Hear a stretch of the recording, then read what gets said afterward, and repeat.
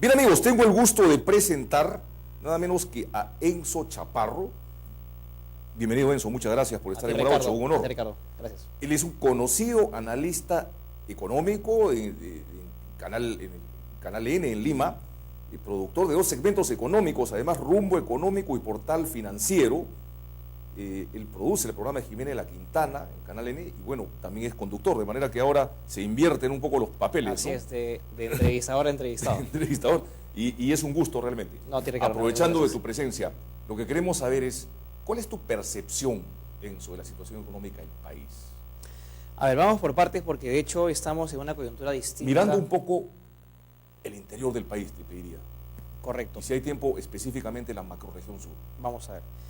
De hecho, estamos en una coyuntura favorable para el país, una coyuntura económica muy importante. Tal vez en mucho tiempo no hemos tenido una economía tan saneada como ¿Hace la cuántas actual. décadas vivimos una situación similar? Por lo menos en los años 50, 60, ¿no? Ya. En la época de Odría, por lo menos. Porque Odría, Claro, con yo la, no guerra, tenía- la guerra de Corea. no había todo. nacido todavía, Acuerdo. definitivamente, ¿no? Pero de hecho, lo que la historia, un poco, el recuento de la historia es que justamente hemos tenido una época distinta luego de la Segunda Guerra Mundial y creo que desde aquella oportunidad hasta la fecha no teníamos una economía tan bollante como la que tenemos actualmente. Y de hecho, con cifras importantes de crecimiento mensual, con un Producto Bruto Interno que crece de manera vertiginosa, luego de una crisis financiera mundial como la que hemos tenido en el año 2008-2009, a tasas mensuales de casi 12%, 11%, que en cierto modo podrían llevar a cierta preocupación porque gran parte de ese crecimiento del país se explica por la inversión pública, que justamente permite que la infraestructura, ¿no es cierto?, se desarrolle y permita a su vez que los mercados se integren. Podría explicarse en cierto modo que hay cierta preocupación, cierto temor. Lo cierto es que el país está caminando bien, estamos apuntando hacia un objetivo de país, ¿no es cierto? Estamos tratando de buscar que hacia el año 2021, cuando lo cumplamos 200 años de historia republicana, como en el Bicentenario, tengamos una economía con niveles de pobreza bastante bajos. Actualmente estamos en 34%. La idea es llegar a un 10% de pobreza de país en el año 2021 y por lo menos estamos en la ruta correcta. Vemos en el tema del desarrollo regional, vamos al tema ahora del desarrollo regional. Es cierto que Lima concentra, pues, se dice el 30% de la población del país y gran parte de la actividad económica del país se genera en la ciudad de Lima, en la capital, en la provincia de Lima.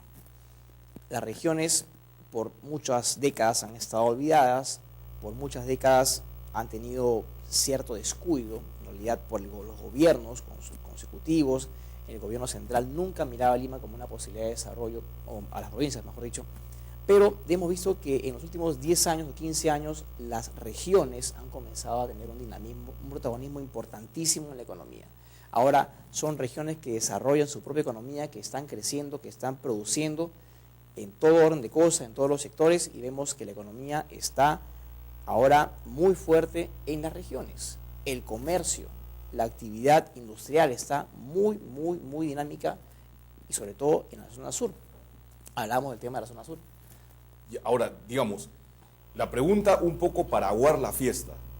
¿Existen los suficientes recursos humanos, digamos, técnicos, como para estar a la altura de esta bonanza, digamos, del siglo XXI?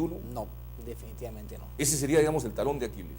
Ese talón de Aquiles, y creo que allí estamos todavía a años luz de los países desarrollados. Si queremos llegar al año 2021 como un país desarrollado, un país de primer mundo, que es lo que se pretende, por lo menos un objetivo de país hacia el año 2021, todavía nos falta muchísimo. Si vemos que los recursos humanos, ¿no es cierto?, que de los que necesitamos para ese año, todavía son muy pocos. El talento humano no está aquí, se va del país buscando otras oportunidades, porque las oportunidades laborales están fuera, donde se paga mucho más, ¿no es cierto? Comparamos el sueldo de un técnico que recién sale de la universidad, que no llega ni siquiera a 1.000 soles, y ese mismo técnico se va a un país como Canadá, o se va a Alemania, o se va a Australia, donde puede estar ganando 5 o 6 veces más, y en dólares.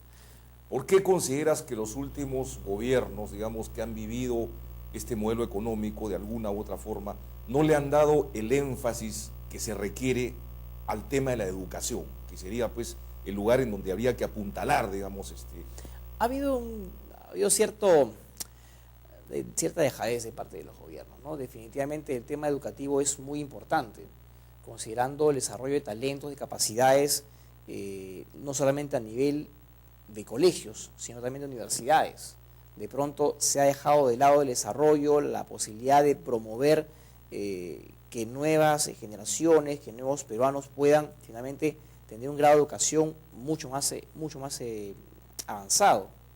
Lamentablemente no se han dado las condiciones, se ha dejado de lado la educación, la inversión del país en educación es muy poca y vemos constantemente todos los años que los presupuestos que se da a la educación son bastante cortos, quedan exiguos. Ahí quería llegar, o sea, todos los políticos y muchos presidentes han hablado pues que sus gobiernos, no voy a detenerme a mencionar nombres, ¿no? Que sus gobiernos han tenido unos porcentajes altísimos de inversión en la educación, pero en realidad ninguno ha cumplido ni ha estado a la altura de esta bonanza que estamos viviendo desde la década de... Así es, tal vez eso es lo que el problema y tal vez... ¿Qué pasa con los ministros de Economía, por ejemplo? Es un buen punto. Los ministros de Economía han tenido tal vez, han cuidado mucho la caja, ¿no? En su afán de tratar de cuidar las cifras macroeconómicas, evitar los déficits fiscales tan marcados, han cuidado la caja y se han olvidado de sectores claves. Se dice, es cierto, que la inversión, ¿no es cierto?, de los presupuestos son básicamente orientadas a la salud, a la educación, ¿no es cierto?, como temas ejes centrales. Pero la verdad de las cosas es que llega ese presupuesto, pero en realidad no que se quede en el camino, como que de pronto lo que se debiera ejecutar o gastar no llega a donde realmente se requiere, no hay metas, ¿no es cierto?, específicas, objetivos, en realidad el desarrollo de sectores claves para el país y de problemas que son importantísimos, con el caso de la salud y la educación, que son transversales en todos los gobiernos. En realidad uno puede ver que el desarrollo de esos sectores no se da como debiera ocurrir, que la inversión del Estado no llega como debiera darse y que no hay objetivos claros que debieran trazarse en los siguientes años. Y eso no ocurre únicamente con ese gobierno, ha pasado con el anterior, con el del señor Fujimori, en adelante, quien venga como presidente, lamentablemente tiene ese problema. Y es un problema que se debe atender a un largo plazo, mirar a un largo plazo, pero a trazarse metas y objetivos en cada gobierno para tratar de llegar por lo menos a ver una solución, por lo menos que permita llegar a algo concreto, ¿no? ¿Hay algún país en América Latina que sea un modelo, digamos, en el sendero, en la ruta a seguir en materia de educación? Chile, Brasil, Costa Rica. Así es, tú lo has dicho. Chile, Brasil, Costa Rica, México también. ¿Qué han hecho? ¿Qué están haciendo? Están desarrollando muchísimo sus capacidades educativas, hay muchas universidades, están trayendo profesores europeos, profesores que están, inclusive hay intercambios estudiantiles, estudiantes de los mejores talentos de cada país se van y los envían a otras potencias del mundo para que se culturicen, para que se eduquen mejor, para que logren un mejor grado educativo y regresan luego a sus países de origen para poder volcar todo el conocimiento que han aprendido y para tratar de que su país crezca y para que otras generaciones justamente logren un mejor grado de educación, para la redundancia. ¿Es materialmente posible, digamos, entonces potenciar la calidad educativa, por decirte, de la Universidad San Antonio Abad del Cusco, de la San Agustín de Arequipa? Debieran ser. No se trata de crear universidades, sino de potenciarlas. Así es, tal vez el país tiene muchas universidades, es cierto. Qué bueno que las haya, pero lamentablemente pues son pocas las universidades que tienen un grado, digamos, de excelencia académica, ¿no? Y las universidades de las regiones, como hemos mencionado en el caso de la San Antonio Abad del Cusco, de la Universidad de Arequipa, tienen ese potencial para desarrollar esos talentos y que esos talentos finalmente sean los que permitan que el país pueda crecer en el tiempo, ¿no?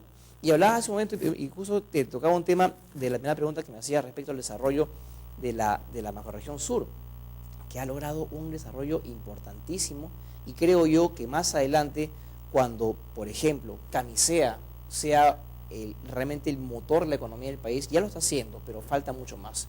Cuando tengamos esa posibilidad de desarrollar otras industrias vinculadas al gas, por ejemplo, ¿no es cierto?, creo que será un momento muy importante para el país, donde estaremos a la altura de otras naciones importantes a nivel mundial. Vamos a unos pequeños cortes comerciales. Estamos con Enzo Chaparro, analista económico y productor de 2 segmentos televisivos en Canal N, Rumbo Económico y Portal Financiero. No se vayan, esto es Hora 8.